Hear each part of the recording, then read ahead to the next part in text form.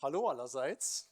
Ich darf Sie ganz herzlich begrüßen zu unserer heutigen Veranstaltung. Es geht um das Thema, Sie sehen es hier, Neurodivergenz, wenn Hürden nicht offensichtlich sind. Eine Podiumsdiskussion. Zu unseren Teilnehmerinnen werde ich gleich noch kommen. Mein Name ist Alexander Geil. Ich bin heute hier als Sprecher des Sonderforschungsbereichs Kognition der Interaktion. Das mag jetzt für Sie etwas sperrig klingen. Letztlich geht es darum, dass die Forscherinnen und Forscher bei uns in dem Forschungsverbund sich mit der Frage beschäftigen, wie meine Handlungen und die Handlung meines Gegenüber sich gegenseitig bedingen, wie die wechselwirken, wie wir miteinander interagieren und welche Denkprozesse, welche kognitiven Fähigkeiten dafür notwendig sind, um zum Beispiel gemeinsam Entscheidungen zu treffen. Welche Wahrnehmungsprozesse spielen eine Rolle, welche Aufmerksamkeitsprozesse. Und als Hirnforscher, der ich bin, interessiert mich dabei, wie es zwei Gehirne, die letztlich ja immer sehr unterschiedlich sind, wie zwei Gehirne es schaffen, miteinander in Interaktion zu treten, sodass das gut funktioniert. Als Mitglied der Uni bin ich daran interessiert, wie wir unseren Alltag gestalten sollten, wie wir unsere täglichen Interaktionen halten sollen und gestalten, damit es für ein möglichst breites Spektrum von Personen bei uns an der Universität oder auch außerhalb gut funktionieren kann. Und wir wissen, jeder bringt hier unterschiedliche Voraussetzungen mit. Und diese beiden Gehirne, die unterschiedlich gefärbt waren, stehen für mich für unterschiedliche Persönlichkeiten. Und der Grund für diese Unterschiedlichkeit, der kann sehr vielfältig sein. Der kann sein, dass wir verschiedenes Geschlecht haben. Er kann sein, dass wir unterschiedliche soziale Herkunft haben, zum Beispiel aus einem Haushalt kommen, der schon viele Akademiker hat oder noch nie welche gesehen hat und trotzdem an der Universität dann irgendwie bestehen wollen. Oder es kann sein, dass wir eben naturgemäß unsere neurobiologische Ausstattung, unser Gehirn etwas anders funktioniert zwischen den verschiedenen Personen. Und genau aus diesem Grund ist das, was wir heute veranstalten, ein Auftakt von einer kleinen Reihe von insgesamt 3 Veranstaltungen, wo es genau um diese Themen gehen wird. Heute geht es um die Neurodivergenz, eben diese Frage, was tun wir, wenn jemand von dem Spektrum der typischen neurobiologischen Funktionen abweicht. Beim nächsten Mal geht es um Gleichstellung und eher die klassischen Geschlechterfragen, aber eben, wie wir dort althergebrachte Grenzen überwinden können. Und bei der letzten Veranstaltung geht es um das, was ich eben angedeutet hatte, um die Frage, wie die soziale, familiäre Herkunft vielleicht unseren Erfolg oder Nicht-Erfolg in einem universitären Umfeld mitbestimmen können. Der Ansatz, den ich dabei für mich gedanklich verfolgt habe, als ich das Ganze sozusagen das erste Mal überlegt hatte zu dem Thema Neurodivergenz, war letztlich der, dass ich mich gefragt habe, wenn wir für Menschen mit Bewegungsbeeinträchtigungen schaffen, Rollstuhlrampen zu bauen oder automatische Türen, wenn wir für Menschen mit Hörbehinderungen schaffen, vielleicht mit automatischer Untertitelung von unseren Vorlesungen oder von Videos oder durch Gebärdendolmetscherin, die jetzt heute leider nicht hier ist, Hilfestellung zu schaffen, um die Alltagshürden abzusenken. Was ist das Äquivalent? Was ist das Gleichbedeutende dafür für einen Menschen aus dem Autismus-Spektrum oder Menschen mit ADHS? Und diese Frage ist etwas, wo ich sehr gespannt drauf bin, was unsere Diskutantinnen für Gedanken dazu haben und natürlich zu vielen anderen Fragen, die aufkommen werden und am Schluss auch von Ihnen aus dem Publikum gestellt werden können. Bevor wir dazu kommen, will ich noch ein kurzes Wort des Dankes loswerden. Sie können sich vorstellen, von so einer vagen Idee, die es bei mir zumindest im Kopf vor 1 oder 2 Jahren war, bis hin zu einer Veranstaltung, die dann so schön mit vielen Leuten gefüllt ist und sogar noch mit Videoaufzeichnungen und so weiter, ist es ein langer Weg. Dafür bin ich unendlich dankbar Dr. Christian Schlögl, der hier steht, weil der hat meine vagen Ideen in etwas Konkretes umgesetzt. Der hat es greifbar gemacht. Der hat recherchiert wie ein Wilder. Also Sie können sich nicht vorstellen, wie viele Telefonate er Land auf Land abgeführt hat und E-Mails verschickt hat. Und am Schluss auch die ganz praktischen Probleme, wie kriegt man so ein tolles Podium am selben Tag in denselben Raum. Und das freut mich ganz besonders, dass es so toll geklappt hat. Chris, ganz, ganz herzlichen Dank.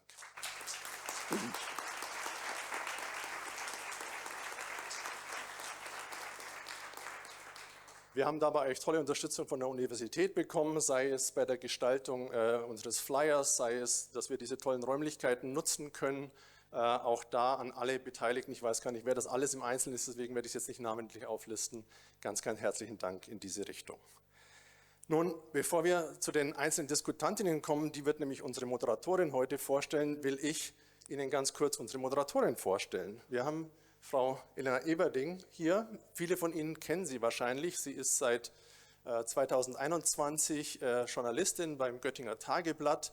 Sie hat zuvor in Hannover studiert, hat dort in dem Senkrechtstarterprogramm, glaube ich, eine große aktive Rolle gespielt, wo es darum ging, zum Beispiel eben Studierende aus familiärem Hintergrund, ohne akademischen Hintergrund zu unterstützen oder Menschen mit Migrationshintergrund.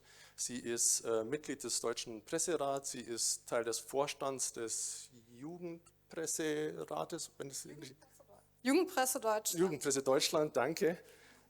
Und hat sich auch immer schon für unsere Universität interessiert, hat dafür auch einen Preis bekommen für eine Recherche, die sie 2023 veröffentlicht hat, zu den Vorgängen, die für die Universität nicht sehr schmeichelhaft waren, aber um den Machtmissbrauch eben in dem Verhältnis zwischen Professoren und abhängig beschäftigten Doktoranden. Wie gesagt, kein schmeichelhaftes Thema für die Uni, aber umso wichtiger ein Thema, dass wir offen drüber reden. Es freut mich außerordentlich, dass Sie heute hier sind und gleich die Diskussion leiten werden. Und in dem Sinne will ich gar nicht mehr Zeit hier drauf verwenden, sondern den Hauptdarstellern des heutigen Abends die Bühne überlassen. Ich freue mich auf eine spannende Diskussion.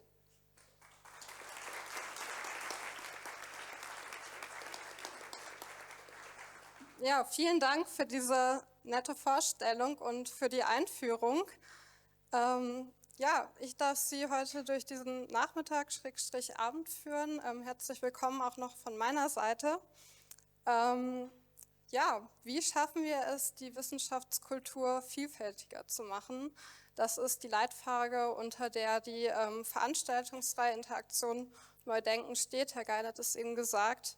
Und auch gesagt, ja, wenn wir über Vielfalt bzw. Diversität sprechen, dann spielt oft das Geschlecht eine Rolle, die Herkunft, aber auch Beeinträchtigungen, oft mit dem Stichwort Barrieren und Barrierefreiheit. Und wenn wir an Barrieren denken, ja, woran denken Sie da als erstes? Ist es vielleicht der barrierefreie Zugang zum Gebäude, Gebärdendolmetschung haben wir eben auch schon gehört, Blindenleitsysteme, und das ist auch alles total richtig und wichtig. Und es gibt aber eben auch Barrieren und Hürden, die auf den ersten Blick nicht sichtbar sind, weil es eben auch Beeinträchtigungen gibt, die auf den ersten Blick nicht sichtbar sind. Und darüber wollen wir heute Abend sprechen. Wenn ich an meine eigene Studienzeit zurückdenke, Sie haben gerade gehört, ich habe in Hannover studiert, und da kommt mir in Erinnerung lange Vorlesungen in sehr vollen Hörsälen zum Teil, je nach Uhrzeit, an strenge Deadlines, an Gruppenreferate, Vorträge, die man halten musste, vor teils vielen Leuten, viel Selbstorganisation und auch Diskussionen mit KommilitonInnen, mit DozentInnen und noch mehr. Und das ist schon für viele Menschen, die neu an der Uni sind, glaube ich, eine große Herausforderung, weil es sind oft unausgesprochene Normen und Regeln, in die man sich erstmal einfinden muss. Und wenn dann aber ja, sozusagen der eigene Kopf anders arbeitet als der meisten Menschen und man die Welt nochmal anders wahrnimmt, dann ist, glaube ich, das Zurechtfinden in dieser neuen Umgebung der Uni, der Wissenschaftswelt, nochmal schwieriger. Und deswegen möchten wir heute über das Thema Neurodivergenz sprechen. Sehr vereinfacht gesagt ist das, wenn das Gehirn anders funktioniert, als es der gesellschaftlichen Norm entspricht. Und nicht nur das Gehirn, sondern ja, eigentlich das ganze Nervensystem. Was genau Neurodivergenz ist, dazu gleich mehr. Zunächst möchte ich Ihnen einmal unser hochkarätig besetztes Panel vorstellen, mit dem wir eben gleich ins Gespräch kommen werden. Über Herausforderungen möchte ich sprechen, aber vor allem auch über Lösungsansätze. Und im Anschluss werden wir auch noch die Gelegenheit haben, werden Sie die Gelegenheit haben, auch noch Fragen zu stellen an das Panel und auch Diskussionsanstöße zu liefern. Als erstes darf ich Katrin Lux auf dem Podium begrüßen. Herzlich willkommen. Katrin Lux ist Beauftragte für Studierende mit Behinderung und chronischen Erkrankungen an der Universität Göttingen. Sie berät dabei Studieninteressierte und Studierende bei Fragen rund um die Studienbewerbung und eben zum Studieren mit Beeinträchtigungen. Und zu ihren Aufgaben gehört auch, Lernende und eigentlich alle Unimitglieder auch zu sensibilisieren. Sie unterstützt eben die Uni dabei, barrierefreie Strukturen an der Uni mit aufzubauen.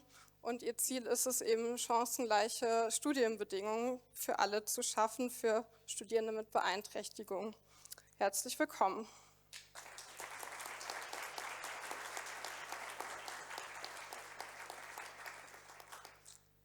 Dann sitzt zu meiner Rechten Marcella Wout. Sie ist seit 2023 hier in Göttingen an der Uni und zwar Professorin. Sie leitet die Abteilung Klinische Psychologie und experimentelle Psychopathologie, nicht einfach. Da forscht Frau Wout vor allem zu kognitiven Verzerrungen und wie man diese möglichst genau messen kann. Sie ist auch in der translationalen Forschung tätig. Das heißt, sie verbindet Forschung mit der Praxis und entwickelt dabei unter anderem computergestützte Training, die eben in der Therapie auch zum Einsatz kommen. Und besonders interessiert sich Frau Wout für Angststörungen, die posttraumatische Belastungsstörung, Trauma und Depression. Und sie ist außerdem noch approbierte psychologische Psychotherapeutin und hat dabei den Schwerpunkt Verhaltenstherapie, also eine ganze Menge Expertise. Auch an Sie herzlich willkommen.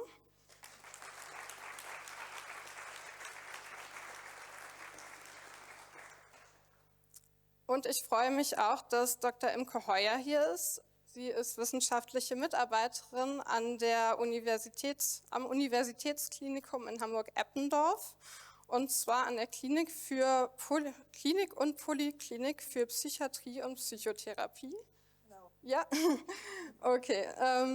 Dort arbeitet sie im Bereich mentale Gesundheit und auch partizipatorische Forschung.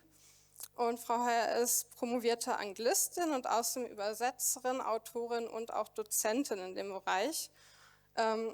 Sie hat eine Autismusdiagnose erhalten und zwar erst nach Abschluss ihrer Promotion und ist auch ehrenamtlich sehr aktiv. Sie engagiert sich in dem Verein OutSocial. Das ist ein Verein von AutistInnen, von Menschen, die sich für die Selbsthilfe und Empowerment von Menschen im Autismus-Spektrum einsetzen. Und dabei ist ihr ein ganz besonderes Anliegen die Inklusion von AutistInnen im Berufsleben. Und sie publiziert auch zu Autismus. Herzlich willkommen, Frau Heuer.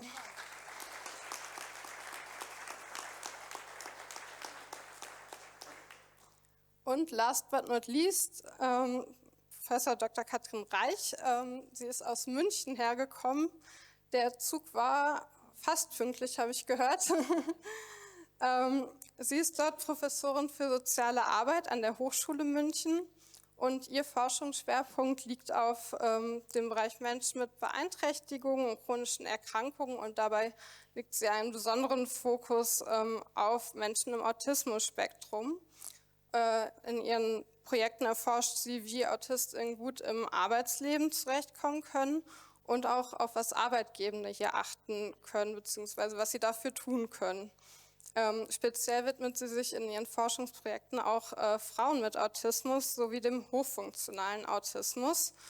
Ja, nochmal herzlich willkommen auch an Sie. Schön, dass Sie da sind.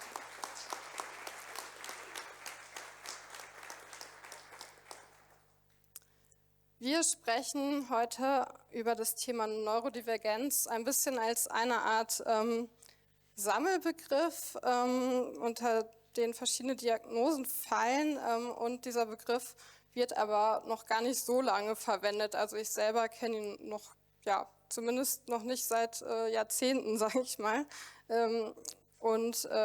Ich habe aber mal recherchiert Je nach Schätzung, da gibt es verschiedene, gelten 15-20% der Menschen als neurodivergent. Und das ist ja jeder Fünfte ungefähr. Das hat mich schon ein bisschen überrascht, weil das ist jetzt keine kleine Minderheit, sondern eigentlich dafür recht häufig.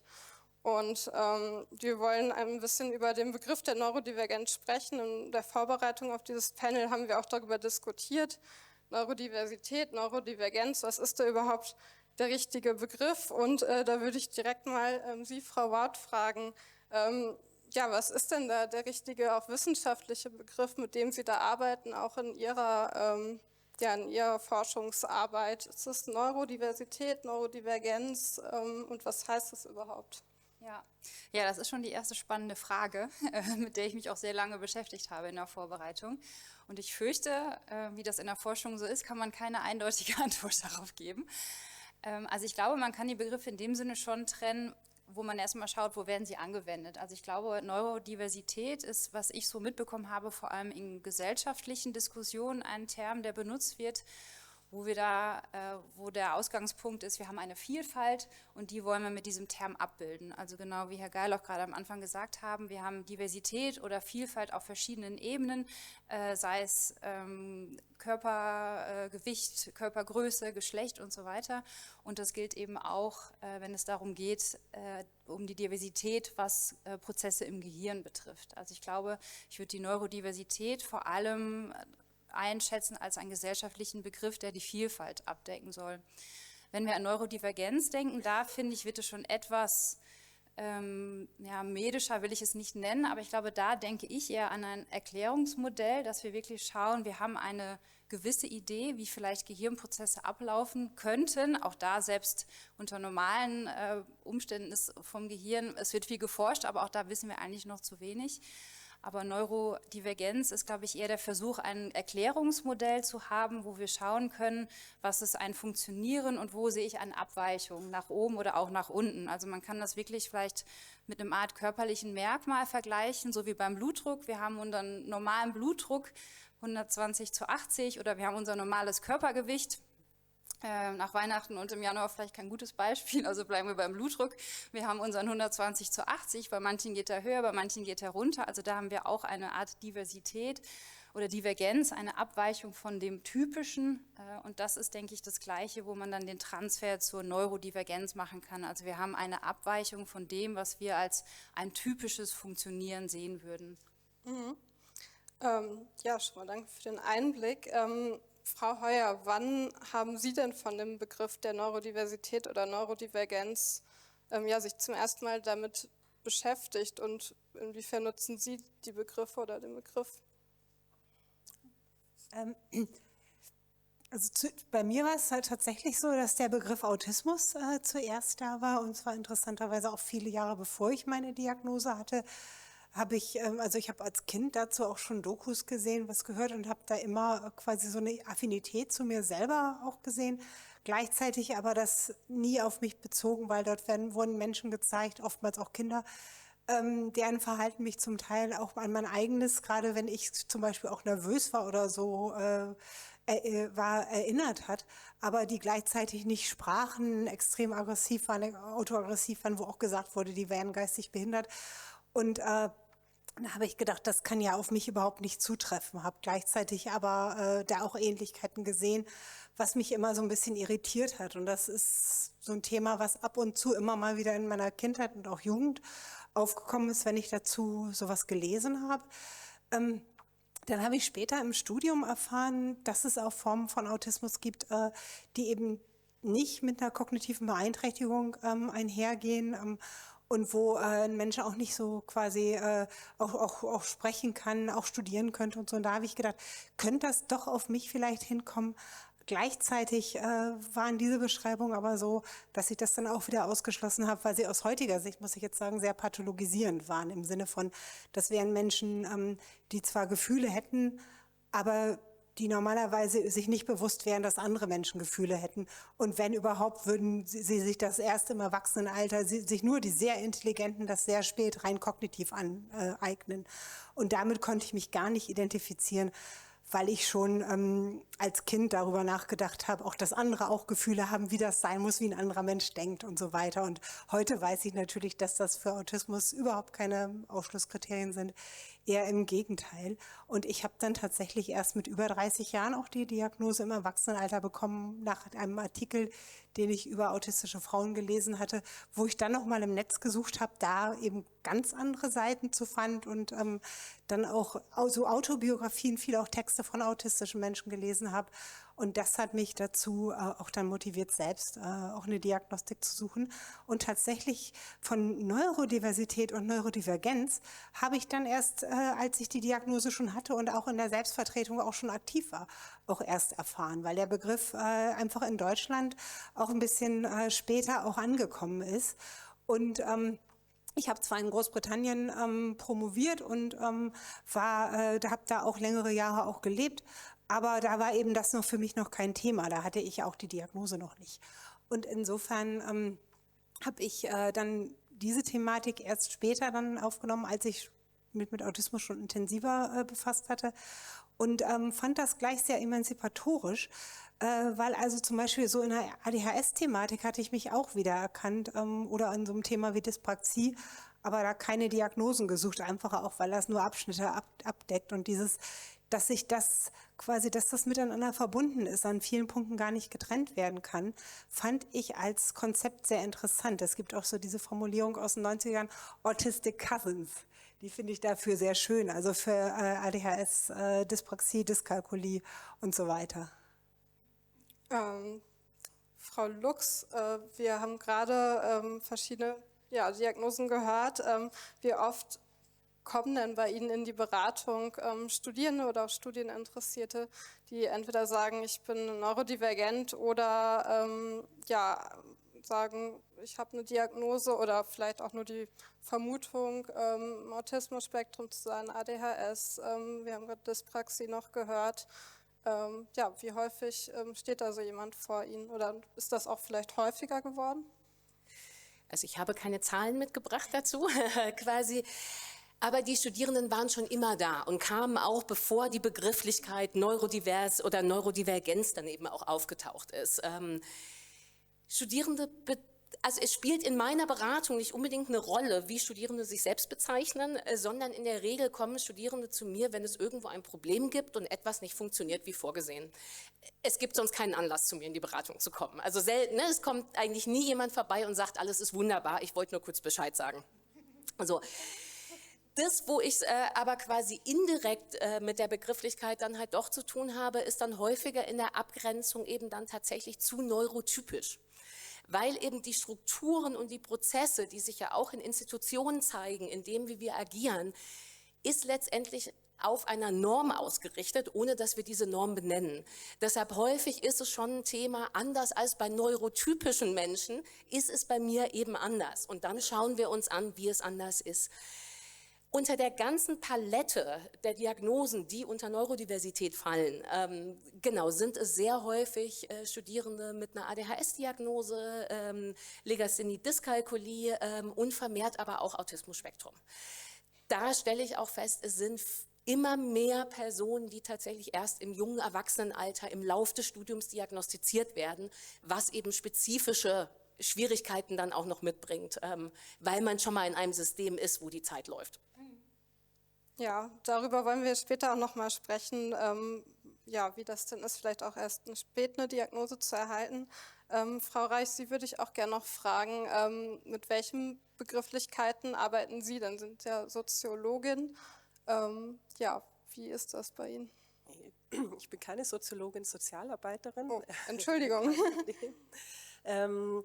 Ich muss mich da vielleicht Frau Heuer anschließen. Auch ich kannte erst den Begriff Autismus, weil ich mich schon sehr, sehr lange damit beschäftige und habe dann erst später hauptsächlich durch die betroffenen Bewegungen und aus dem englischsprachigen Raum von dem Begriff Neurodiversität erfahren.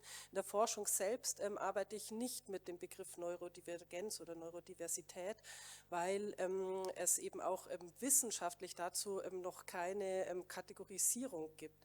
Und es ist auch aus meiner Sicht so, ich arbeite ja immer so an dieser Schwelle auch von Hilfesystemen. Und im Bereich der Hilfesysteme ist es eben dann schwierig. Hilfesysteme sind noch überhaupt nicht divers aufgestellt. Hilfesysteme arbeiten in ganz klassischen Kategorien.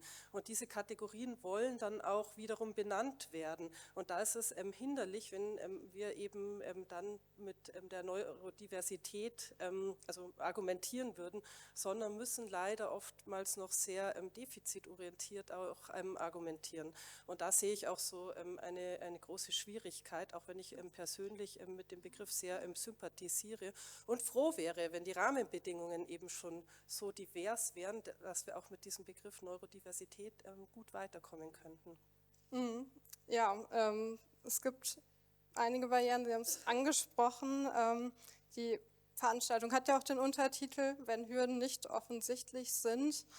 Wir wollen natürlich auch einen konstruktiven Blick wagen, aber erstmal würde ich Sie, Frau Heuer, gern fragen, Sie hatten es erzählt, Sie haben erst recht spät Ihre Autismusdiagnose bekommen, hatten da schon fertig studiert, auch schon waren auch schon Doktorandin bzw. schon fertig mit der Promotion. Auf welche unsichtbaren Hürden sind Sie denn davor und auch vielleicht auch noch nach der Diagnose gestoßen im Wissenschaftsbereich? Ja, das ist eigentlich quasi schwer so zusammenzufassen. Es ist ja so, dass ich tatsächlich das ganze Studium über das nicht gewusst habe und irgendwie immer an mich den Anspruch hatte, das muss jetzt ja alles so funktionieren, wie es eigentlich sollte. Und ich muss dazu sagen, also ich habe meine Fächerkombination auch Anglistik und Geschichte eigentlich aus reiner Begeisterung für diese Fächer gewählt, ohne große Vorstellung, was ich damit beruflich machen kann. Habe das auch in meinem Elternhaus durchaus verteidigen müssen, bin auf sehr viel Skepsis gestoßen. Das würde auch hier ich finde übrigens die Reihe auch sehr interessant, das würde auch zu dem dritten Thema passen.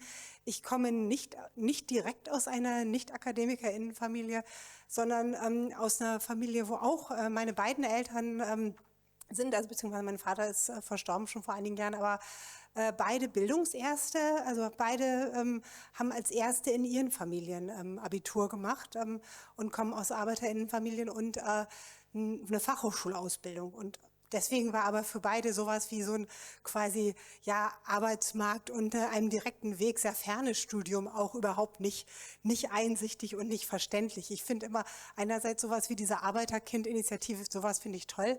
Andererseits bildet das ganz viele Positionierungen auch nicht ab von Menschen, die eben jetzt nicht aus einer ArbeiterInnenfamilie kommen, aber trotzdem auch nicht diese klassischen akademischen Vernetzungen kennen von ihrer Sozialisation her, sowas bei mir eben. Und das war dann so, ich habe dieses Studium mit großer Begeisterung angefangen und thematisch ist es auch so gewesen, dass das mir durchaus erhalten geblieben ist. Gleichzeitig fand ich zum Beispiel einmal sehr, sehr schwierig, ich habe auch in Hamburg an einer sehr großen Uni studiert und ich fand es extrem schwierig, auch Kontakt zu anderen Studierenden aufzubauen und wusste überhaupt nicht so auf mich allein gestellt, wie ich das mache. Das klappt immer so in Einzelfällen, aber nicht so im Sinne von wirklich sich ein Netzwerk, einen Freundeskreis auch so aufzubauen. Das war so ein Thema, was ich extrem herausfordernd fand. Und dann war es auch so, dass ich diese ganze organisatorische Seite sehr schwierig fand, auch bei den Hausarbeiten, die Termine und auch so Dinge wie zum Beispiel auch zu wissen, wann habe ich jetzt genug recherchiert, wann ist es Zeit, quasi auch wirklich jetzt das zu schreiben. Und es war auch ein bisschen ein Problem, dass ich gleich von Anfang an eigentlich zu hohe Ansprüche auch dann an mich selbst hatte, im Sinne von, ich wusste eigentlich, worauf das alles schon hinauslaufen soll.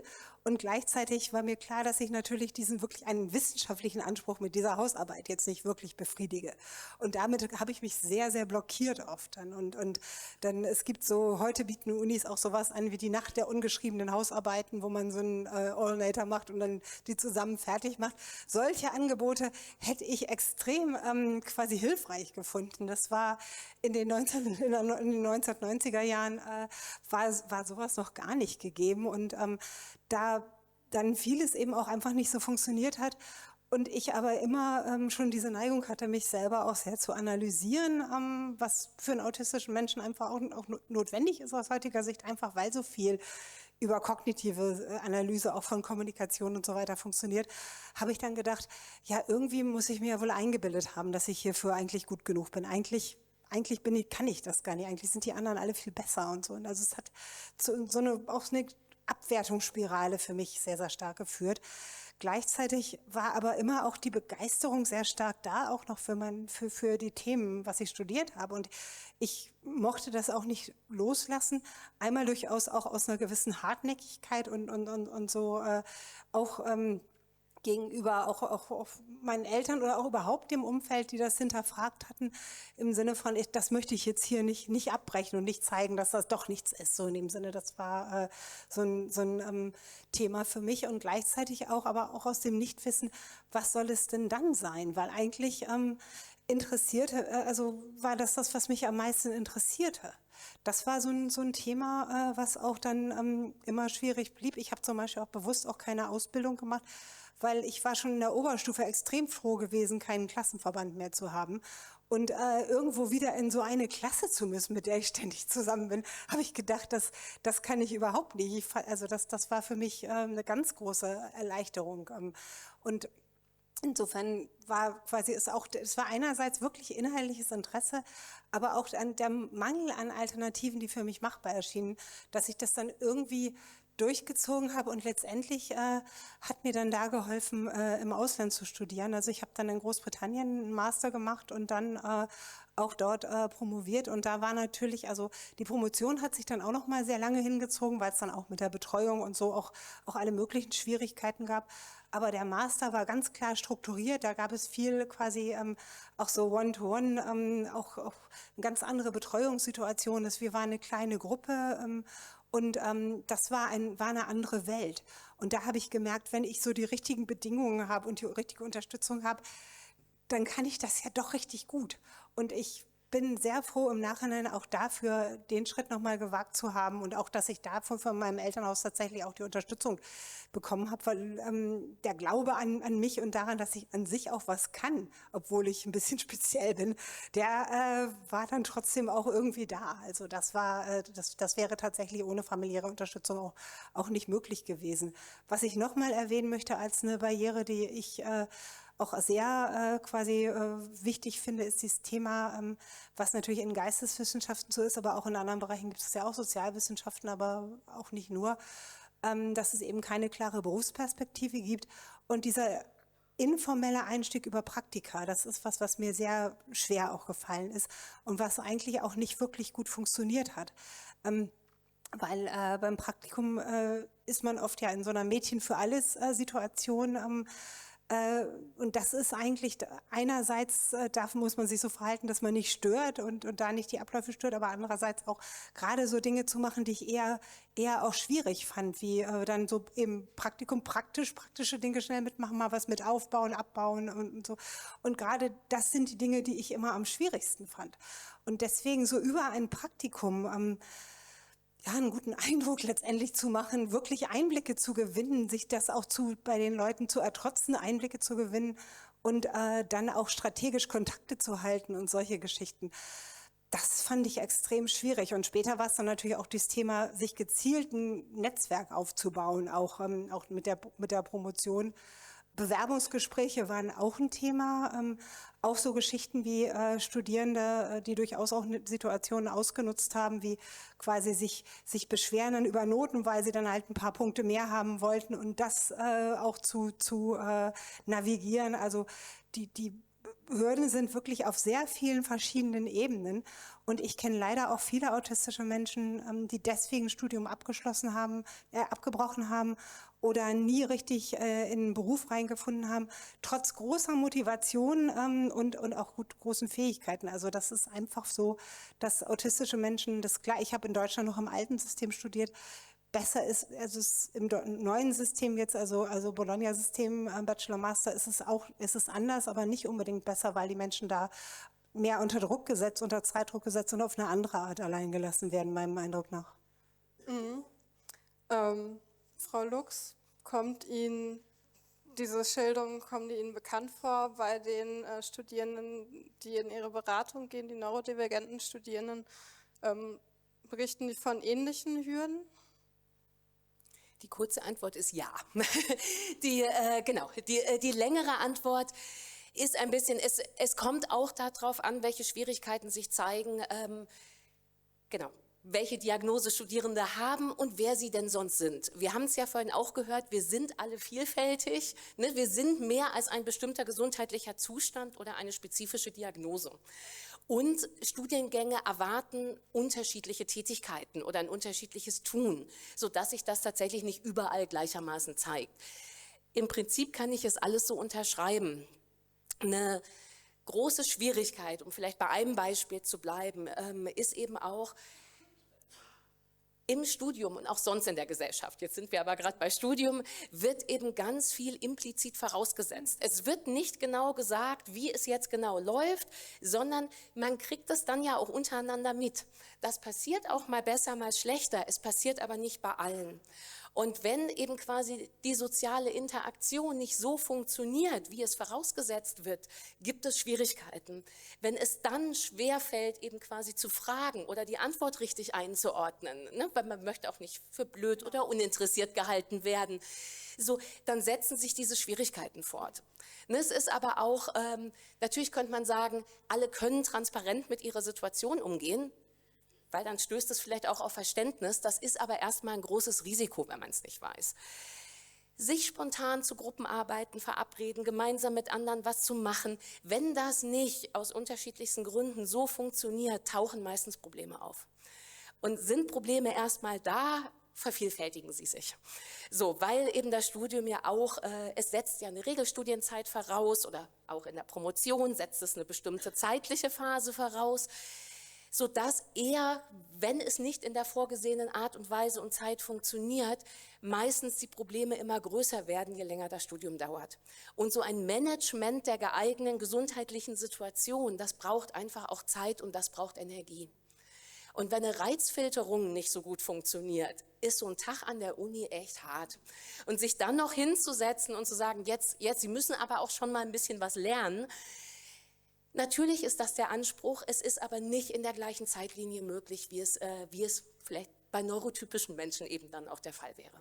Haben Sie da ein konkretes Beispiel? Also kommen Studierende da mit einem ganz bestimmten Anliegen oder einer Frage, oder ist das eher so, dass Sie allgemein irgendwie sich beraten lassen wollen, weil es in vielen Bereichen Schwierigkeiten gibt? Alles, weil also Studierende kommen an unterschiedlichen Punkten.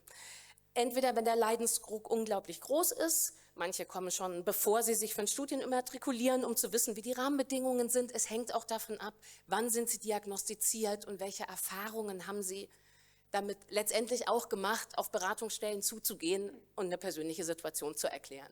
Weil es ist, ich bin total nett, aber trotzdem, für alle Leute bin ich erstmal eine unbekannte Person, die sie lauter persönliche Sachen fragt. Das ist jetzt schon nicht das leichteste Setting überhaupt. Das, was für alle, oder nein, nicht für alle, aber für die meisten irgendwann mal ein Problem wird, ist quasi, ein Studium ist auf eine Regelstudienzeit ausgerichtet. Auch eine Promotion hat ein bestimmtes Zeitkontingent. Jetzt ist klar, ist es schwieriger, braucht man längere Erholungsphasen, braucht man mehr Zeit zum Lesen, um das eben quasi zu verarbeiten, passt es meistens nicht mehr. Wer reiche Eltern hat, kann glücklich sein. Wer das nicht hat und auf BAföG angewiesen ist, da gibt es auch ein Zeitlimit für. So, also quasi das meinte ich mit, das ist so wie so ein Schneeballeffekt. Es wird dann, ist ein Problem erstmal da, wird es meistens größer, wenn wir es nicht gelöst kriegen. Mhm. Frau Wout, wie ist da Ihre Sicht aus als Wissenschaftlerin, als Psychotherapeutin drauf? Also gibt es da, wenn es um Menschen mit Neurodivergenz an der Uni geht, gibt es da eine besonders hohe Hürde? Gibt es da vielleicht Forschungserkenntnisse zu? Also es gibt Forschung dazu, was schwerer fällt oder was generell als schwieriger ist. Also es gibt zum Beispiel Studien, die zeigen, dass es Schwierigkeiten in der Emotionsregulation gibt. Das ist jetzt nicht studienspezifisch, kann aber studienspezifisch werden, aber vor allem natürlich auch im Bereich sozialer Interaktion.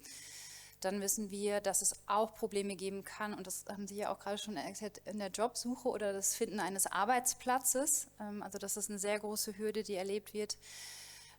Oder auch, was auch gerade erwähnt wurde, Probleme im Bereich des Selbstwerts, der Minderwertigkeit. Also das können sehr belastende Gedanken sein, die einen auch sehr hemmen. Was wir auch wissen ist, und das ist eigentlich nochmal on top auf dem Paket, was schon getragen werden muss, dass es auch mit Komorbiditäten einhergeht, also mit zusätzlichen Symptomen oder vielleicht sogar auch mit einer zusätzlichen Diagnose, zum Beispiel im Bereich der Depression oder im Bereich der Angst. Also dass bestimmte Menschen mit einer Autismus- oder ADHS-Diagnostik eben das noch obendrauf bekommen, weil sie ihren Alltag als schwierig erleben oder mit vielen Hürden konfrontiert werden, wo das Coping schon schwieriger ist für diese Gruppe. Und dann kommt vielleicht noch eine zusätzliche Symptomatik obendrauf, was das Ganze wirklich noch mal schwieriger macht. Und das ist schon ein sehr großes Paket dann. Frau Reich, Sie haben unter anderem in einem Ihrer Forschungsprojekte eine Arbeitgeberbefragung durchgeführt.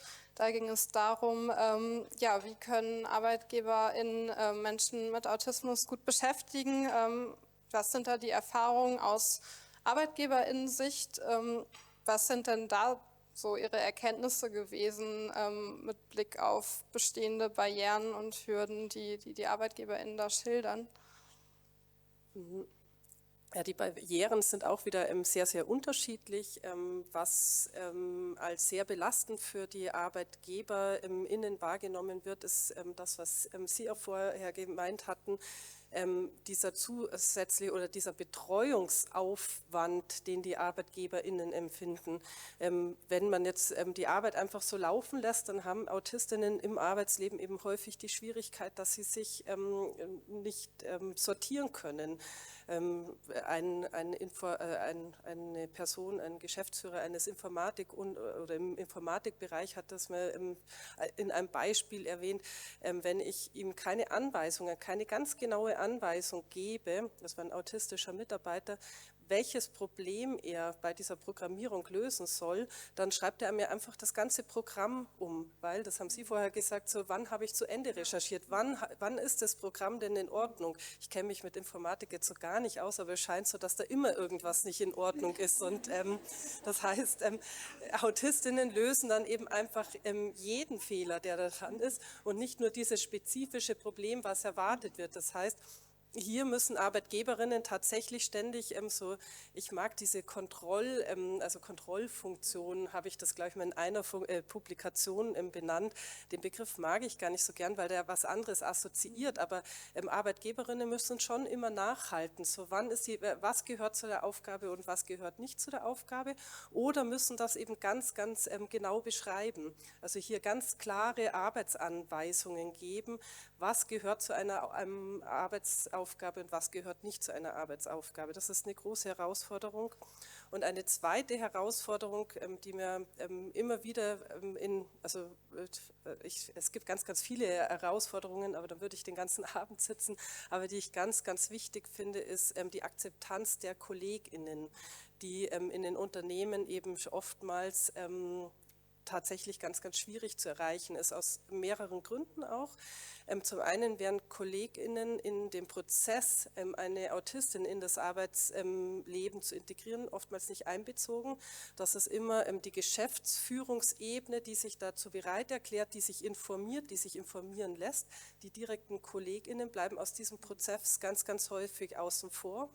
Und dann haben Kolleginnen natürlich tatsächlich auch noch die Problematik, die kämpfen oftmals ja selbst mit ihrer Arbeitsaufgabe.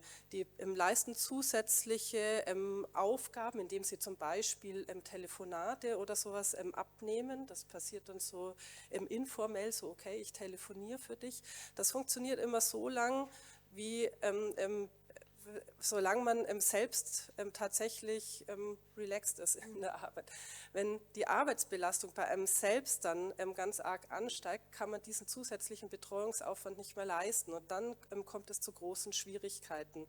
Und deswegen diese Akzeptanz der KollegInnen ist eben eine ganz, ganz große Hürde in den Unternehmen. Genau, Stichwort das soziale Umfeld spielt eine große Rolle. Sie haben es angesprochen, die Akzeptanz. ja, ist eine Bedingung dafür, dass so ein Arbeitsverhältnis funktioniert, auch natürlich im Universitätswissenschaftskontext. Und jetzt ist es einmal natürlich generell die Akzeptanz. Wir haben jetzt über Autismus gesprochen. Wenn man an der Uni ist, dann ist ja auf jeden Fall schon mal die grundsätzliche kognitive Fähigkeit dafür offensichtlich da. Was für eine Rolle spielt es denn da nochmal, was die Akzeptanz von zum Beispiel Kommilitoninnen oder Kolleginnen angeht, wenn man ja sozusagen hochfunktional unterwegs ist, also ja im Bereich Autismus, aber es gibt ja auch eben andere Neurodivergenzen, wo man Menschen eben auch als hochfunktional bezeichnen kann. Ich frage jetzt mal Sie, Frau Heuer, ja, was haben Sie da für Erfahrungen gemacht? Weil eigentlich denken sich da ja wahrscheinlich auch viele KollegInnen, naja, die Person studiert ja offenbar, da kann es doch eigentlich gar nicht sein, dass ja dann irgendwie vielleicht aber andere, einfache Dinge nicht so klappen. Wie ist da Ihre Erfahrung? Ja, gerade dieses Thema, dass die vermeintlich einfachen Dinge nicht klappen und dann schwierigere Dinge klappen, ist was wirklich sehr, sehr schwer für andere Menschen nachvollziehbar ist. Also diesen Satz, du bist doch sonst so schlau, werden wahrscheinlich fast alle autistischen Menschen wirklich ganz, ganz oft in ihrem Leben gehört haben. Und das gehört, solche Erfahrungen gehören auch genau zu diesem, was Sie vorhin auch so als Abwertungsspirale dann auch bezeichnet haben.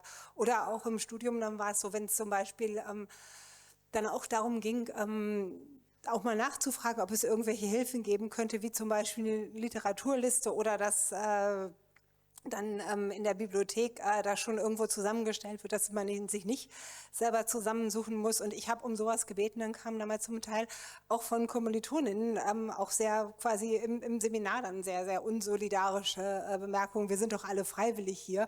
Und wer bei sowas schon Schwierigkeiten hat, so in dem Sinne, oder da nicht motiviert ist, das noch zu machen, da sozusagen zu faul für ist, braucht dann quasi doch nicht zu studieren. Und das, weil ich eben um die Diagnose und so auch gar nicht wusste, habe ich mich dann auch hinterfragt und habe dann gedacht, ja, ist das wirklich so und bin ich hier vielleicht total falsch?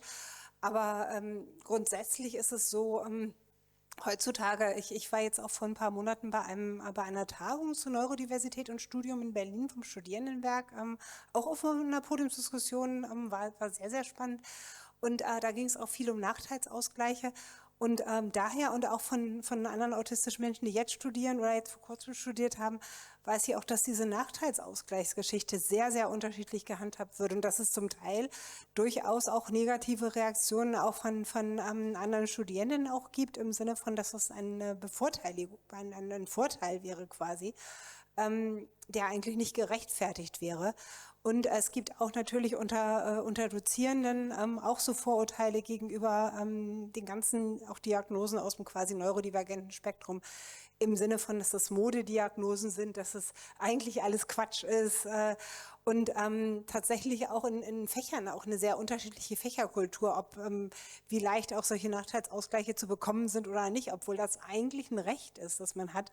Und auch nicht mal von der Diagnose abhängt, sondern von Einschränkungen, die ein Mensch hat, die ja gar nicht unbedingt immer an eine Diagnose gebunden sind. Schon allein deshalb nicht, weil sowohl bei Autismus als auch bei ADHS zum Beispiel und bei anderen Diagnosen ist es zum Teil noch schwieriger, es sehr, sehr schwierig ist, überhaupt eine valide, gute Diagnostik zu bekommen und die Wartezeiten zum Teil mehrere Jahre auch dauern. Und auch da läuft auch natürlich die Zeit auch im Studium. Aber ich würde sagen, es kommt immer sehr darauf an, wie offen, wie tolerant andere Menschen auch sind. Auch bei uns zum Beispiel, auch beim Arbeitsplatz ist es so, dass wir einfach auch eine Gruppe auch von Menschen, auch Forschenden sind, auch mit sehr unterschiedlichen Hintergründen. Wir auch diesen Ansatz auch der partizipativen Forschung haben, wo von vornherein ein gewisses, auch individuell sehr, sehr tolerantes Arbeitsklima auch herrscht und eine Wertschätzung auch von Menschen und gerade auch durch dieses Thema Partizipation auch eine Reflexion in die Richtung. Das ist aber gerade in der Wissenschaft immer noch nicht die Regel. Also ich glaube, dass das Studium, aber auch Arbeiten im Wissenschaftsbereich für autistische Menschen auch immer noch hohe Barrieren darstellt, obwohl eigentlich gerade das Berufe sind, die sich viele autistische Menschen auch wünschen, eben weil für viele dass sehr wichtig ist, eben auch beruflich was zu machen, wo sie eine intrinsische Motivation haben. Ich glaube, das ist für autistische Menschen, ist eigentlich für jeden Menschen wichtig, aber ich glaube, das ist für autistische Menschen noch besonders wichtig und auch so dieses Bedürfnis, auch was zu arbeiten, was irgendwie auch Gesellschaft in irgendeiner Form einen Beitrag leistet und wo man gleichzeitig auch Wertschätzung und Austausch für das auch bekommt, was man selber eigentlich gut kann. Und das ist in vielen Bereichen auch weniger gegeben. Ich glaube tatsächlich, dieses inhaltlich motiviert zu arbeiten, ist was ganz Wichtiges. Aber ja, die quasi auch, dass es Missverständnisse gibt, auch unglückliche Eigendynamiken, dadurch, dass Situationen nicht richtig erkannt werden. Gerade dies mit den Arbeitsanweisungen kann natürlich auch in die andere Richtung gehen. Wenn man denkt, man soll nur eine Kleinigkeit machen und in Wirklichkeit wäre es eine gründliche Überarbeitung. Das kann dann genauso schädlich sein, wenn dann zum Beispiel man denkt, jemand würde seine Arbeit nicht richtig machen oder so. Also das es ist immer Potenzial für Missverständnisse da. Was es einfach braucht, sind wirklich Menschen, die irgendwie tolerant sind und so eine gewisse Gelassenheit haben, einfach andere Menschen so sein zu lassen, wie sie sind. Nicht gleich alles, was man sich nicht erklären kann, so negativ bewerten zu wollen. Und was ich sehr sinnvoll finde, ist auch sowas wie so ein Buddy-System, dass man eben Menschen hat, auch auf der gleichen hierarchischen Ebene, die eben vielleicht die Diagnose kennen, aber zumindest auch so Besonderheiten kennen und so und auch gegenseitig und so ein bisschen auch dolmetschen können und dazu beitragen können, auch vielleicht Situationen zu entschärfen, die schwierig sind, vielleicht auch bei schwierigen Gesprächen mitgehen oder so. Ich glaube, und im Studium auch so Studienbuddies, auch sowas richtig zu institutionalisieren, fände ich auch interessant und wichtig. Ich glaube, das könnte autistischen Studierenden auch sehr helfen, auch ihr Studium zu strukturieren zum Beispiel. Zur Institutionalisierung wollen wir gleich noch kommen. Und ich wollte Sie aber, Frau Lux, noch mal fragen, dass Vorurteile oder auch einfach falsche Informationen, dass es teils auch einfach daran scheitert, sei es jetzt von Seiten von Kommilitoninnen, aber auch von Dozierenden. Können Sie das aus Beratungssicht bestätigen, dass da auch häufig Menschen in ihrer Beratung von berichten, dass gerade da die Hürden sind? Ja, aber mit einer Einschränkung. Also weil ich tatsächlich auch sagen mag, wirklich fast nie ist es Bösartigkeit. So, also das mag ich auch noch mal festhalten, weder von Lehrenden noch von anderen Studierenden. Häufig ist es ein fehlendes Verständnis oder auch eine fehlende Zeit, also tatsächlich, dass es ein Rahmen ist. Jetzt ist aber klar, also weil Studierende können der größte Fluch oder der größte Segen sein im Studium. Es geht darum, sich mal spontan mit anderen zu treffen, auszutauschen, am Projekt zusammenzuarbeiten. Das ist nicht allen gleichermaßen gut möglich, das einfach mal so zu klären. Oder eben quasi sich über Social Media irgendwie die Referatstermine schnell irgendwie abzustimmen. Es gibt aber auch, und da mag ich anschließen an das, was Frau Heuer gesagt hat, eben es gibt auch Fachgruppen, Fachschaftsräte, die tatsächlich so Mentoring-Programme haben als eine Anlaufstelle für all diese ganzen informellen Sachen. Natürlich, man kann überall zu Mitarbeiterinnen der Uni gehen und nochmal fragen, wie ist denn nochmal die Regel? Aber Studium funktioniert schon einfach reibungsloser, wenn man mit anderen drüber spricht, mit anderen Studierenden, die in derselben Situation sind, weil es praxisnäher ist. Da hilft es einfach unglaublich viel, wenn es da eine Anlaufstelle gibt, das bekannt ist, ich kann die Leute da fragen. Sonst ist es auch oft eine Unsicherheit, ist es okay, wenn ich frage, darf ich dein Protokoll haben? Weil nicht für alle funktioniert gleichzeitig Zuhören und Mitschreiben hervorragend.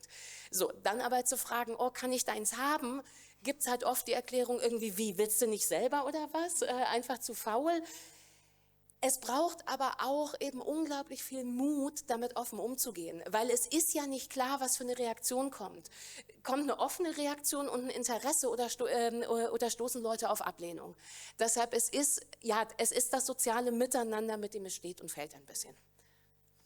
Was sind denn die oder die Unterstützungsangebote, die das Hochschulsystem dann neurodivergenten Studierenden anbieten kann? Also Sie haben es eben schon ein bisschen angesprochen, aber es ist ja eine ganze Palette. Aber was sind da so die Sachen, wo Sie jetzt auch bei Menschen in Ihrer Beratung sagen können, okay, das können wir jetzt beantragen und was brauchst du dafür auch? Ist da dann immer eine Diagnose wirklich auch schwarz auf weiß notwendig? Wie sieht das aus?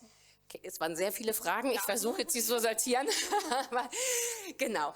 Also es ist keine Diagnose nötig, weil wir tatsächlich auch nicht von einer also wir können Vermutungen anstellen von einer Diagnose. Da liegen wir auch oft jetzt nicht total daneben. Aber die Auswirkungen sind nochmal unterschiedlich. Und die Auswirkungen zeigen sich unterschiedlich, ob jemand zum Beispiel gerade selbst organisiert die Fahrt zu einer Exkursion organisieren muss oder ob es darum geht, gemeinsam ein Referat vorzubereiten oder irgendwie an einem Experiment zusammen was zu machen. Ich schenke mir aber die ganzen Kommentare, dass alles sehr, sehr binnendifferenziert und vielfältig ist. Genau, es gibt für Studierende, die unter Neurodiversität fallen, keine anderen Angebote als für alle Studierende mit einer Beeinträchtigung. So, weil sich natürlich die Auswirkung unterscheidet und das, was dann irgendwie als eine Lösung nötig ist. Es bezieht sich aber im Studium auf bestimmte Systeme. Das ist, es werden Prüfungen geschrieben. Da gibt es den sogenannten Nachteilsausgleich. Der ist genau das, was der Name sagt. Er soll Nachteile ausgleichen, die aufgrund einer gesundheitlichen Beeinträchtigung bestehen. Die gibt es nicht, weil man eine Diagnose hat, sondern weil die Auswirkung zu einem Nachteil in einer spezifischen Prüfung führt. Genauso gibt es auch Möglichkeiten, wenn es Fristvorgaben gibt für das Studium, die zu verschieben. Das gibt es auch beim BAföG mit der Studienfinanzierung. Es ist aber nicht immer ein Recht, was eingefordert werden kann, sondern ein Antrag, der gestellt werden kann. Das heißt nicht, dass es schlecht ist und das ist total super, ne?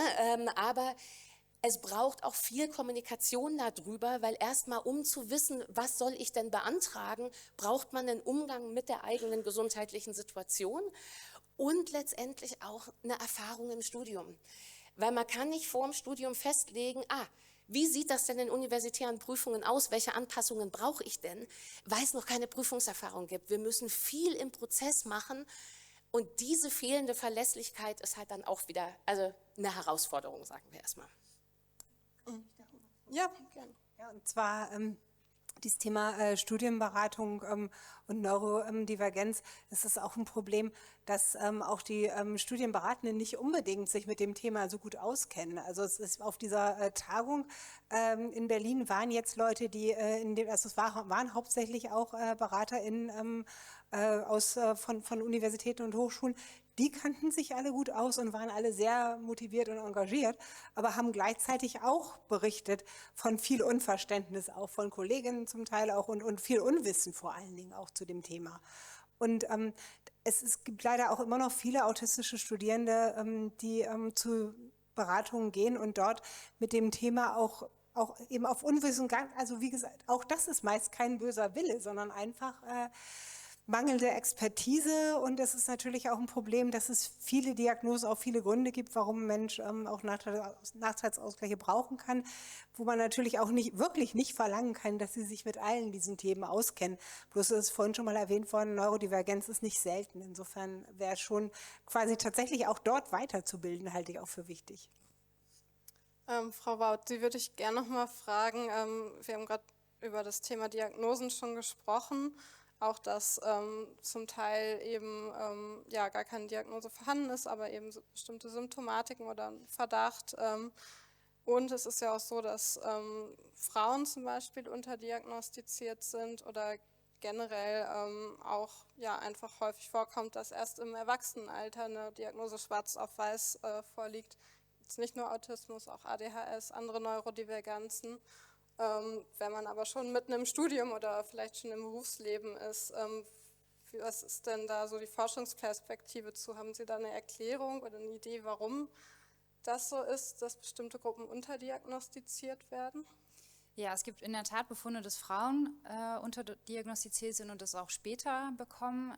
Ein möglicher Grund ist, dass unsere Klassifikationssysteme, also da haben wir das ICD-10 oder bald 11 oder das DSM, das Diagnostic Statistical Manual of Mental Disorders, also das sind Sammlungen von Symptomen, wo wir dann versuchen, bestimmte Symptome zu clustern und eben zu einer Diagnose zu kommen. Das basiert doch oft auf den klassischen Mann als Patient. Also das ist nicht sensitiv genug, um wirklich auch für beide Geschlechter oder für die Geschlechter zu funktionieren.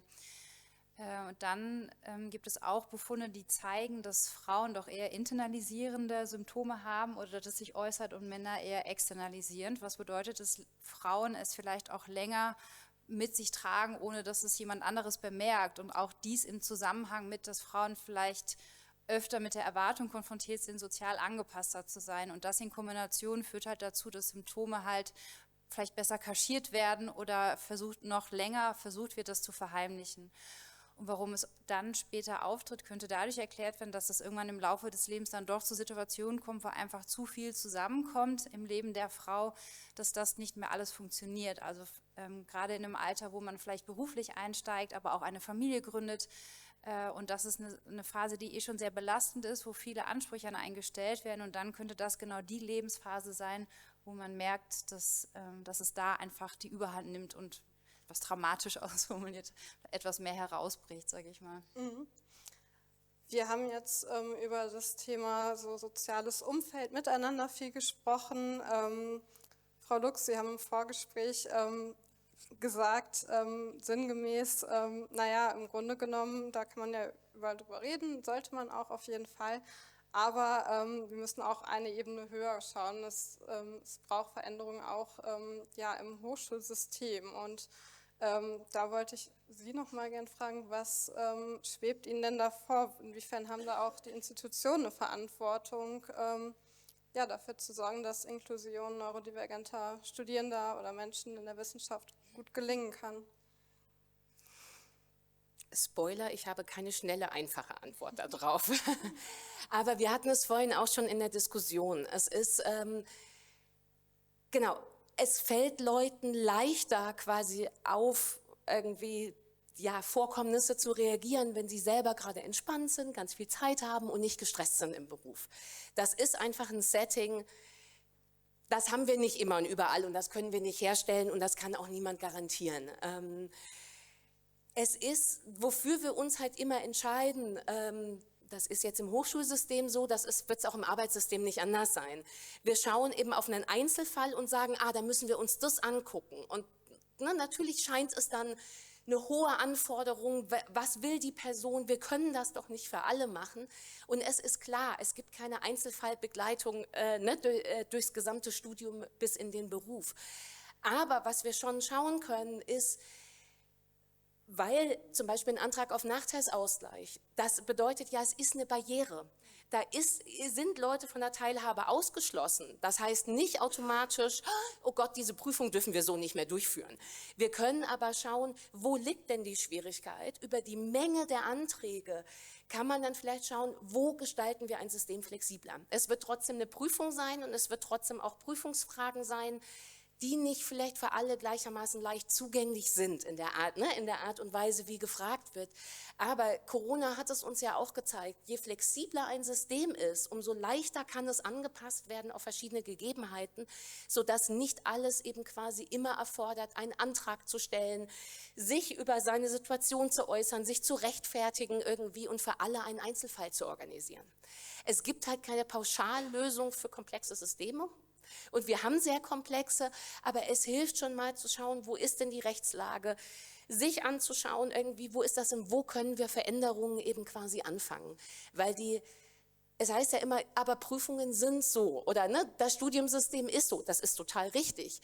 Aber es bleibt ja auch nicht immer gleich. Die einzige Konstante, die wir haben, ist eine Veränderung und es geht darum, quasi nach und nach zu gucken, wo können wir in die Veränderung vielleicht auch was reinbringen, was hilft, Barrieren, wenn nicht abzubauen, zumindest zu minimieren.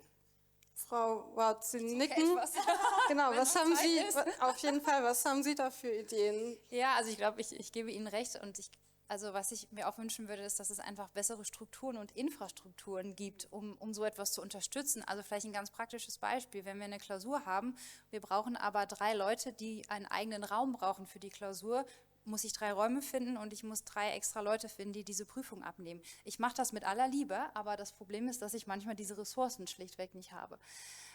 Und was man da vielleicht überlegen könnte, ist, dass man einfach mal einen Springerpool hat von Leuten, die vielleicht solche Klausuren betreuen, über fakultätübergreifend oder universitätsübergreifend oder irgendwo schon vorab schaut, kann man noch irgendwo Räume, die vielleicht auch als Art Flexräume benutzt werden. Also wirklich vielleicht mal ganz praktische Sachen. Wir wissen ja, wo die Probleme sind, also sei es am Personal, an Räumen oder was auch immer, ob man da was machen kann. Wir können das gerne noch im Nachgang vertiefen, aber genau, ohne jetzt Ihr Modul durchsprechen zu wollen. Ja, es gibt nicht immer die eine Lösung, die für alle super ist. Das werden wir nicht finden. Und ja, also quasi, wenn man weiß, es kommen vielen Anträge auf Nachteilsausgleich auf dem eigenen Raum, weil sonst einfach quasi der Fokus nicht möglich ist auf die Klausurfragen. Ja, man kann Räume reservieren. Es ist aber auch die Frage, kann die Kompetenz, die abgeprüft werden wird, wirklich nur mit einer Klausur abgeprüft werden? Muss es wirklich eine punktuelle Prüfungsleistung sein, weil es immer ein Tag, ein Raum, eine Uhrzeit und ein gewisser Zeitdruck? Das ist manchmal gibt es auch organisatorische Gründe, warum es nicht anders geht, weil wenn 400 Studierende in einem Modul sitzen, irgendwie, dann lasse ich nicht alle eine Hausarbeit schreiben. Das quasi so, aber quasi sich anzuschauen, wie prüfen wir, wie machen wir das und muss es wirklich so sein, wie wir es halt schon immer gemacht haben? Ich finde, da steckt auch eine Chance drin. Ja, ich wollte Sie auch gerade fragen, Frau Heuer, Sie hatten als konkrete Maßnahme eben das Buddy-System schon angesprochen. Ja, was haben Sie noch für konkrete Ideen? Was hätten Sie sich auch vielleicht im Studium gewünscht? Also es gibt ja jetzt schon lange auch eine Schulbegleitung. Studienbegleitung existiert auch. Das ist noch viel weniger bekannt und auch weniger verbreitet und zugänglich. Ich hätte eine Studienbegleitung sehr schön gefunden, allerdings nicht im Sinne einer Person, die mich sozusagen physisch ständig begleitet hätte. Ganz im Gegenteil, das hätte ich furchtbar gefunden und das hätte mich eher zusätzlich unter Druck gesetzt. Aber eine Person, mit der ich mich zum Beispiel einmal die Woche auch so getroffen hätte, und dieser Kontakt wäre nur dafür da gewesen, um dann hier quasi so, wie läuft's im Moment und so zu helfen, zu strukturieren oder auch bei Hausarbeiten, wie viele hast du denn jetzt schon gelesen und recherchiert? Einfach diese quasi bei dieser Strukturierung so Unterstützung oder auch mehr auf meine spezifischen Schwierigkeiten noch bezogen, auch so eine Beratung, wie eben auch quasi auch Stärken in berufliche Perspektiven so konvertiert werden können. Das ist für GeisteswissenschaftlerInnen immer schwierig und da ist eben dann, wenn man neurodivergent oder autistisch ist, es nochmal deutlich schwieriger. Und da quasi auch nochmal so spezifischere Beratungen, die auch die jeweiligen Bereiche, die jeweiligen Branchen kennen. Das wäre noch so was ganz Wichtiges. Und was eben nochmal angeklungen ist, dieses mit den Klausuren und Prüfungen flexibler zu werden, halte ich für sehr wichtig. Und zum Beispiel auch da mal dran zu arbeiten, sich an dem Punkt von so ableistischen Konzepten zu lösen, wie zu sagen, mit so einer Klausur sieben wir vor allem aus. Eine Klausur soll testen, ob jemand den Stoff beherrscht und anwenden kann und nicht zum Beispiel durch Zeitdruck aussieben. Es wird oft dann argumentiert, ja, im Beruf selber ist es auch stressig, aber in sehr, sehr vielen Bereichen, die man studieren kann, kann man damit beruflich sehr unterschiedliche Dinge machen und da gibt es oft für alle oder für sehr viele Persönlichkeitsprofile und Begabungsprofile Nischen und da quasi flexibler zu sein, auch mehr auf diese Nischen zu gucken. Ich glaube, da muss die Gesellschaft auch von so normierenden Vorstellungen einfach auch weg. Das halte ich nochmal für sehr wichtig. Und Sie engagieren sich ja auch selbst für die Inklusion von Menschen im Autismus-Spektrum im Berufsleben vor allem. Welche Rolle spielt, auch wenn wir jetzt so über Best-Practice-Beispiele reden, die Selbstvertretung von Menschen, also und ja, vor allem auch Empowerment untereinander? Das ist absolut ganz wichtig. Ich persönlich bin tatsächlich in dem Bereich auch gar nicht durch die klassischen Selbsthilfegruppen gekommen, weil mir das auch gar nicht so sehr liegt, sondern eher tatsächlich dadurch, mich bei Outsocial bei einem Verein zu engagieren. Und ich habe bei so einem Empowerment-Workshop teilgenommen, den hat Hayo Zheng, unser quasi Gründer von Outsocial, ursprünglich konzipiert, autistische Fähigkeiten. Und da haben wir quasi Workshops entwickelt, die wir einmal in Berufsbildungswerken jetzt durchführen, auch für junge, erwachsene Menschen zu so verschiedenen Aspekten, auch von Fähigkeiten, Empowerment, also diese Ressourcenorientierung ist uns da sehr wichtig. Und, wir machen auch Seminare, so strukturierten Austausch zu verschiedenen Themen, auch online, mit eben quasi erwachsenen autistischen Menschen aus ganz unterschiedlichen Zusammenhängen. Und ich glaube tatsächlich, dass dieser Punkt auch Peerberatung, Austausch unter Peers, so was ganz, ganz Wichtiges ist, was es in anderen Bereichen schon gibt. Es gibt das Peer Counseling eben auch von Menschen mit Behinderungen. Es gibt Ex-In im Bereich quasi psychiatrische Diagnosen. Beides passt für autistische Menschen oft nicht so richtig, weil Autismus ist irgendwie beides und ist beides nicht. Und wenn da die Expertise nicht vorhanden ist, ist das Verständnis auch nicht unbedingt da. Aber so auch eigene Peer-Konzepte, Peer-Beratung für autistische Menschen zu entwickeln, das halte ich für sehr wichtig, weil viele der kommunikativen Barrieren, die autistische Menschen so im Alltag erleben, sind tatsächlich mit anderen autistischen oder neurodivergenten Menschen auch nicht so in der Form oder in dem Ausmaß vorhanden. Und oft ist es so, dass es quasi mit Menschen, die selbst irgendwie ein bisschen jenseits des Mainstream sind, es einfach besser funktioniert. Denn autistische Menschen haben genauso auch den Wunsch nach Kontakt und Austausch wie andere. Oder so zu denken, das ist nur eine Belastung, das möchten sie gar nicht. Das ist ein großer Fehler. Und deswegen, also ich glaube tatsächlich auch mehr Peerarbeit, mehr partizipative Projekte auch, wo Menschen, die das Thema betrifft, auch einbezogen werden. Also das halte ich auch für ganz wichtig. Also Partizipation auf jeden Fall wichtig. Aus ArbeitgeberInnen-Sicht, Frau Reich, was sind da so Best-Practice-Beispiele, die in Ihrer Forschung vielleicht begegnet sind? Was können Arbeitgebende da tun, um Inklusion neurodivergenter Menschen auch besser zu machen? In der Forschung habe ich mir immer wieder die Frage gestellt, warum klappen manche Arbeitsverhältnisse total gut und warum klappen manche Arbeitsverhältnisse überhaupt nicht. Und es lag dann, das haben wir in der qualitativen Forschung hauptsächlich, sind wir dem auf den Grund gegangen, sondern dieser Einstellung der Arbeitgeberinnen zum Thema Anderssein. Also dieser Diversitätsbegriff vielleicht auch, jeder Mensch ist anders und es ist okay, dass jeder Mensch anders ist. Also meine Norm ist nicht so abgegrenzt und ich glaube, das ist ein ganz, ganz entscheidender Beitrag und auch so ein Best Practice, einfach mehr Verhaltensweisen zuzulassen. Ich habe da ein Beispiel, das hat mir eine Arbeitgeberin erzählt, das war ein autistischer Mitarbeiter, der musste sich immer mal wieder zurückziehen und hat immer Comics auf der Toilette gelesen, hat sich da Pausen genommen. Das wurde von den KollegInnen tatsächlich sehr verteufelt. Die haben gesagt, der macht ja ständig nur Pause. Und die Arbeitgeberin hat gesagt, ja, messt es doch einfach mal mit. Ihr geht ständig raus zum Rauchen, ihr geht ständig raus zum Kaffee trinken. Und jetzt messen wir mal, wie lange diese Person auf der Toilette sitzt und Comic liest. Es kommt aufs Gleiche raus. Aber es gibt scheinbar so gesellschaftlich akzeptierte Sachen, also die gesellschaftlich akzeptierte Pause, das Kaffeetrinken, Rauchen heutzutage nicht mehr ganz so akzeptiert.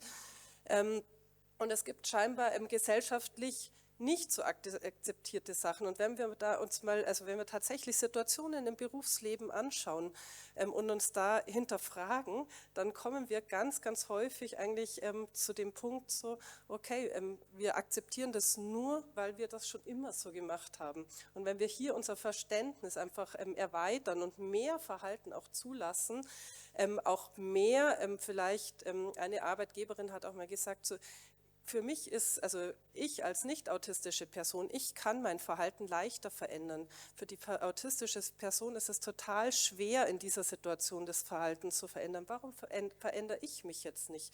Dann ist das Problem eigentlich gelöst. Und das sind so diese Punkte, die eigentlich aus meiner Sicht Best Practice sind. Und da brauchen wir eigentlich nicht viel. Also wir brauchen weder große Arbeitsplatzumbauten, teure Maßnahmen, sondern es hat ganz, ganz viel mit der Einstellung zu tun. Und das wäre auch im Universitätsbereich sicherlich ein Best Practice, wenn jeder an sich und seiner Einstellung arbeitet. Was haben denn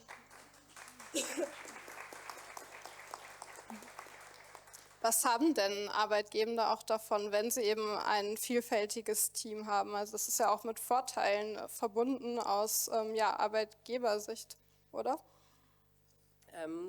wir haben die Arbeitgeberinnen auch gefragt, was ist denn der große Gewinn für das Unternehmen, und alle haben eben, oder ein Großteil der Arbeitgeberinnen hat eben gesagt, das Soziale im Team, also jemand mit Autismus oder jemanden mit einer anderen Diagnose ins Team auch aufzunehmen, bereichert einfach das Team, weil jedes Teammitglied dadurch lernen wird.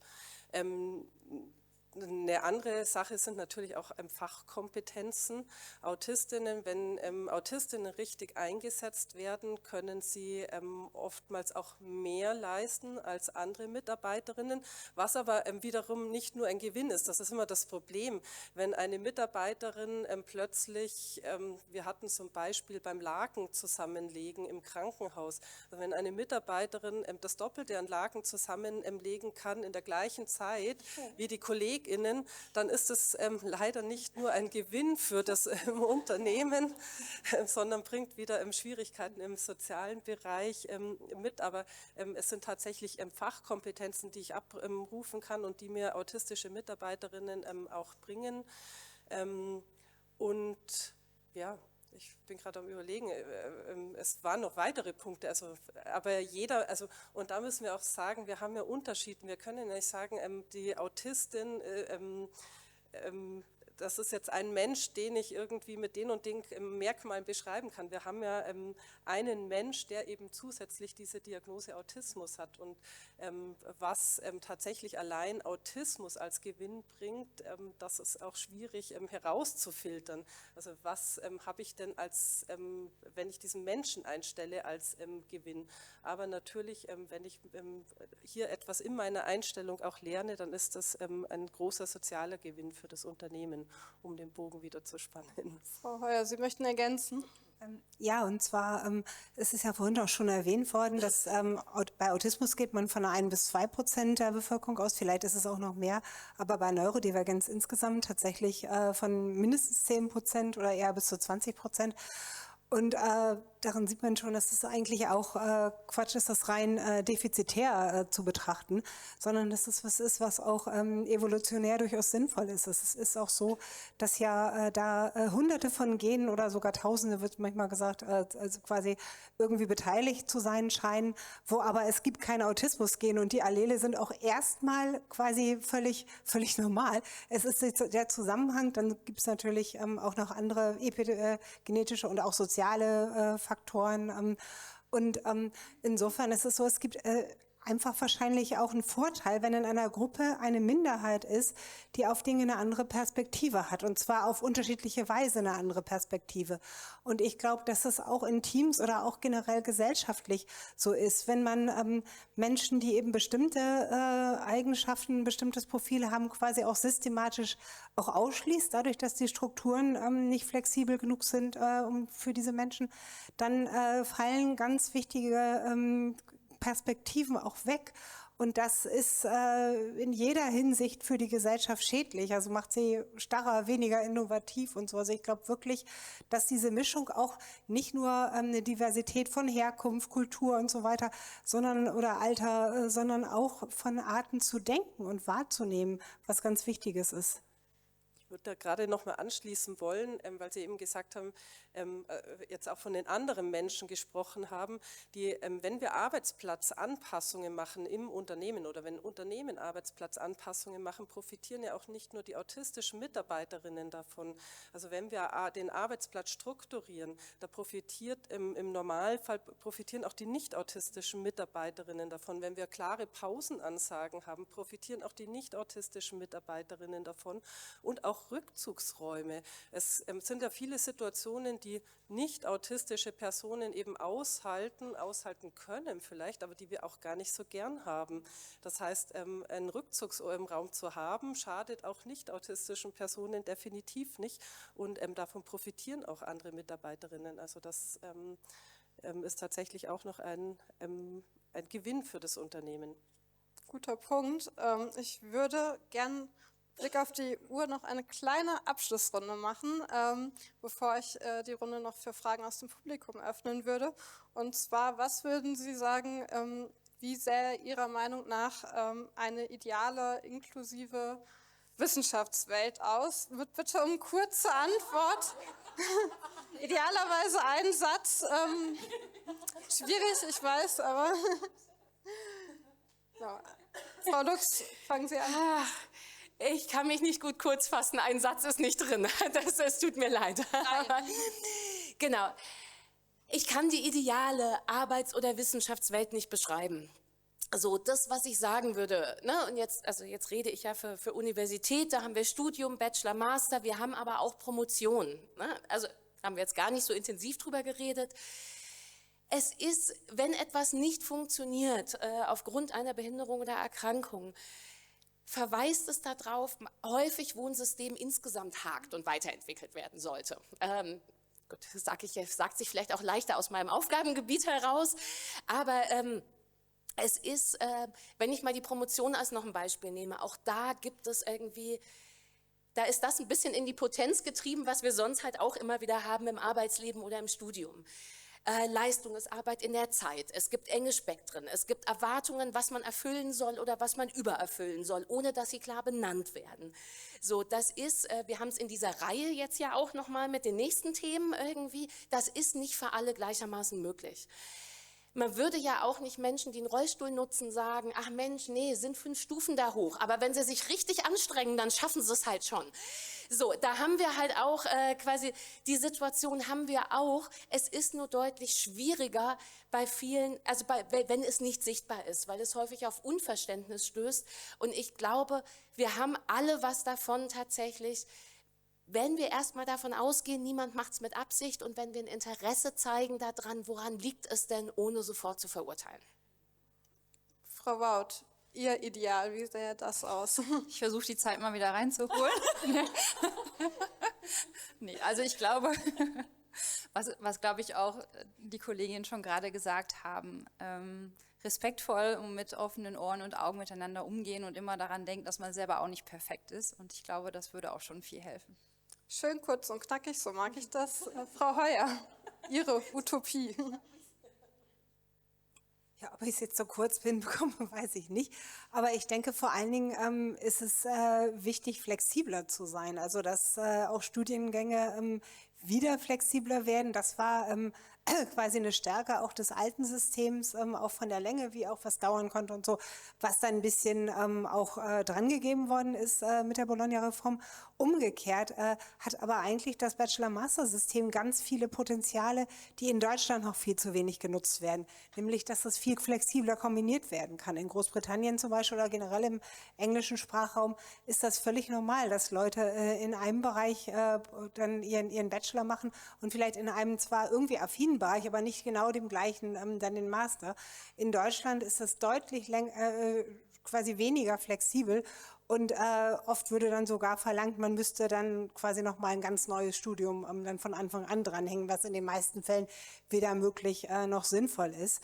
Und deswegen mehr Flexibilität an dem Punkt, auch Unterstützung tatsächlich auch für Menschen, die vielleicht auch einen ungeraden Werdegang haben, auch nochmal einsteigen möchten, auch wenn es auch mal nicht geklappt hat. Wie gesagt, es gibt sehr viele autistische Menschen, die ihr Studium nicht abgeschlossen haben, nicht in den Arbeitsmarkt reingefunden sind und da dann quasi auch Wege zu finden, dass Menschen vielleicht auch noch ihren Abschluss machen können und dass auch wissenschaftliche Karrieren nicht so streng auch an Alter zum Beispiel auch gebunden sind. Ich glaube, dass gerade Deutschland auch noch eine relativ große Altersdiskriminierung hat, wie solche Wege auszusehen haben, was auch zum Beispiel im englischen Sprachraum ein bisschen anders aussieht. Also das wären so Themen, ich glaube tatsächlich einfach mehr Flexibilität, wie Werdegänge aussehen können. Das wäre auch gerade wo wir auch das Thema hier jetzt auch hatten, nicht akademische Elternhäuser, das wäre auch für Menschen mit ganz anderen quasi Themen in dem Bereich auch sinnvoll.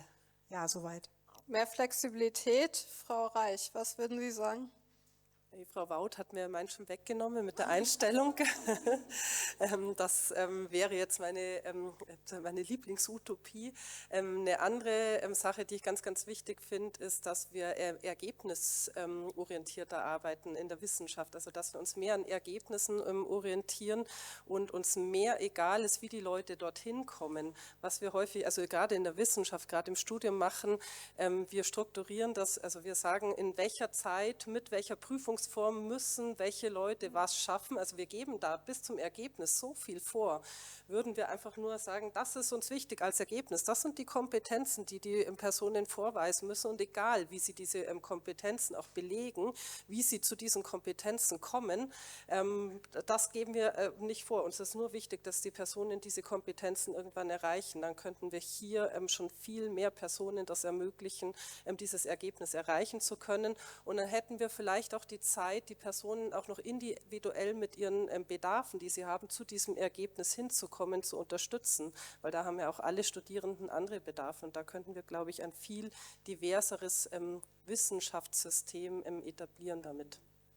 Schon mal vielen Dank an Sie alle für diese Antworten. Und ganz zuletzt noch ein kleiner Reminder, Herr Geil hat es am Anfang angesprochen, das ist heute der Auftakt gewesen einer Veranstaltungsreihe, Interaktion neu denken, und weiter geht es am 27. Februar, Sie sehen die Termine hier nochmal über mir, da sprechen wir über das Thema Gleichstellung der Geschlechter, wie man althergebrachte Barrieren überwindet, und den Abschluss machen wir dann mit dem Thema ErstakademikerInnen, und zwar unter dem Titel First Generation Academics, wieso das Elternhaus die Karrierewege junger WissenschaftlerInnen beeinflusst, und zwar am 12. März. Beide weiteren Termine finden auch wieder um 17 Uhr statt, auch wieder hier in dem Tagungsgebäude Alte Mensa.